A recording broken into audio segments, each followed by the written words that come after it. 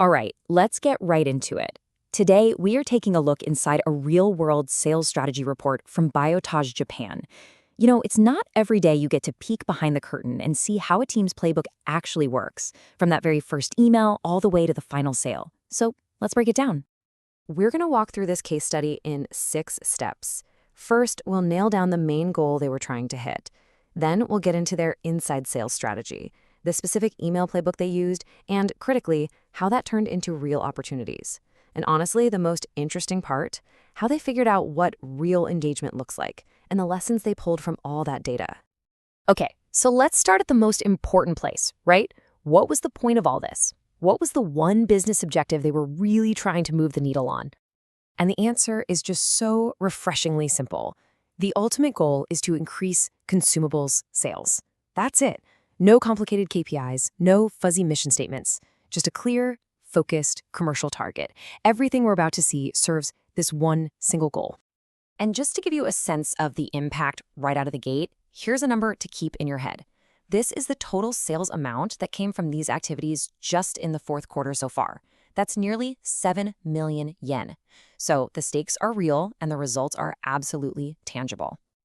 All right, so with that multi-million yen goal in mind, how did they actually set up their team to make it happen? Well, the answer is a strategy they call inside sales. Yeah, and for anyone who isn't familiar, inside sales is not just cold calling. It's a really modern approach where you have a specialized, centralized team that works remotely, so no traveling out to client sites. They use tools like CRMs, email, and the phone, all powered by data, to connect with customers and generate solid leads. And this slide right here shows something absolutely crucial. The inside sales team isn't just off on an island by themselves. They are the central information hub. They're pulling in data from everywhere. The system database, daily reports from the field, raw sales data, website leads, you name it. Everything flows into this one team, and that team decides how to act on it. Okay, so we've got the goal, sell more stuff, and we've got the strategy, a central inside sales hub. Now let's get into the nitty-gritty. What was their number one tool for making this all happen? Well, it all comes down to something they call personalized emails. And it is so important to understand that a PE is not your typical marketing newsletter that just gets blasted out. First off, they send it directly from their CRM, which is Salesforce or SFDC, not a mass marketing platform. That means it's deeply tied into their customer data. And the whole focus is on lead nurturing, building relationships, using really targeted lists and sharp copywriting. So let's break that down a bit. They're targeting specific customizable lists. In this one example, a list had over 3,400 customers. And the emails themselves?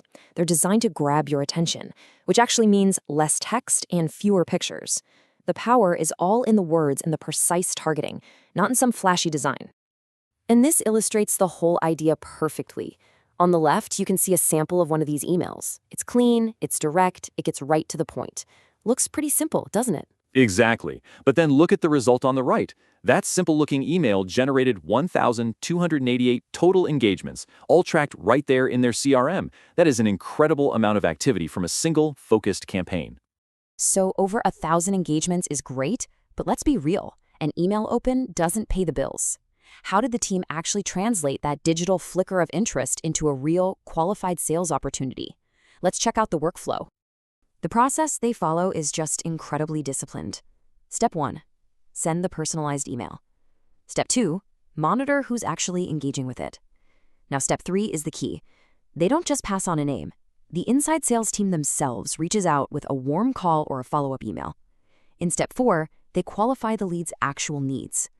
Only after a lead is confirmed to have a real, concrete need is it forwarded to the field sales team. And you can see just how effective this whole filtering process is right here. In Q4, they generated 44 marketing qualified leads, or MQLs. But after their qualification process, only 12 of those became what we call sales qualified opportunities. That shows this is not about volume, it's all about precision. And that brings us to what I think is the most fascinating part of this entire report. I mean, with over 1,000 email opens, how do you decide who gets that warm call? How do you separate the genuinely interested people from those who just casually clicked on an email? How do you find that signal in all that noise?